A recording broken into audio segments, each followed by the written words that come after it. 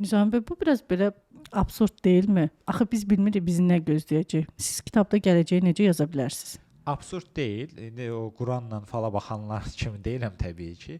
Absurd deyil nəyə görə? Çünki bütün yollar bu dünyada bizə qədər keçilibdir. Yəni kitab oxuyanda bilirik ki, insan beyindən hansı proseslər gedir, insan niyə ağıllanır, dünya görüşü niyə artır.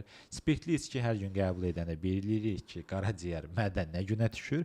Ona görə də ağıllı insanlar, ki onlardan da biri elə özüməm, onlar gələcəyi proqnozlaşdıra bilirlər.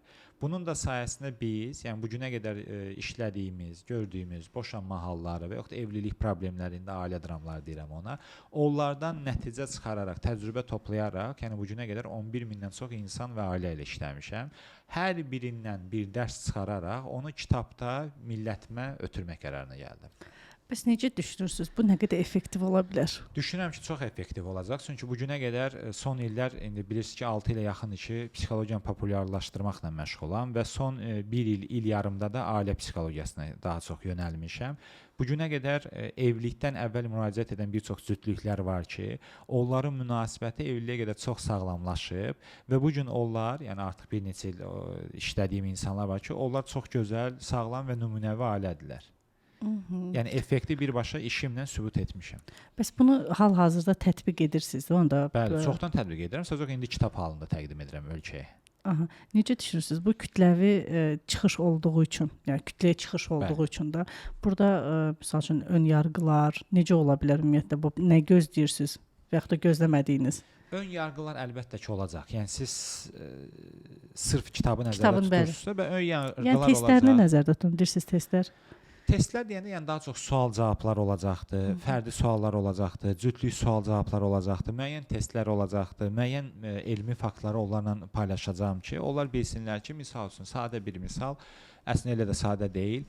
Misal üçün bizdə evlilik çox vaxtı şəhvət üzərindən, etiraz üzərindən qurulur. Yəni bunun adını sevgi qoyurlar. Elm isə sübut edir ki, 3 il ərzində seksin bağlayıcı qüvvəsi azalır və orada hörmət, anlayış, diqqət, qayğı yoxdursa ailə dağılır.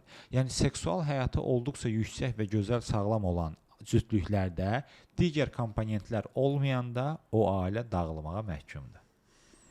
Çox maraqlıdır, amma belə bir arqument də gətirirlər ki, əgər sənin seksin partnyorunla normaldırsa, sizin qalan işləriniz də normal olacaq. Xeyr, bu cəmiyyətin və ümumiyyətlə dünyada yayılmış yanlış bilgilərdən biridir.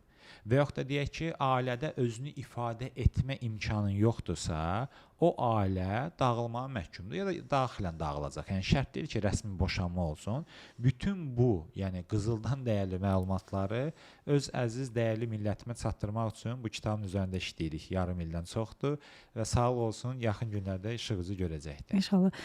Neçə punktdan ibarətdir? Neçə mərhələlidir? Hal-hazırda 21 bölməsini yazıb bitirmişəm. Yəni orada bir çox həyata vacib məsələlərdə, ikilikdə və təklikdə düşünülməli, cavablandırmalı olan suallar da hər bir bölmədə var, testlər də var, elmi faktlar da var az öncə qeyd etdiyim kimi. Yəni orada ailə həyatının az qala bütün sahələrinə toxunmuşam.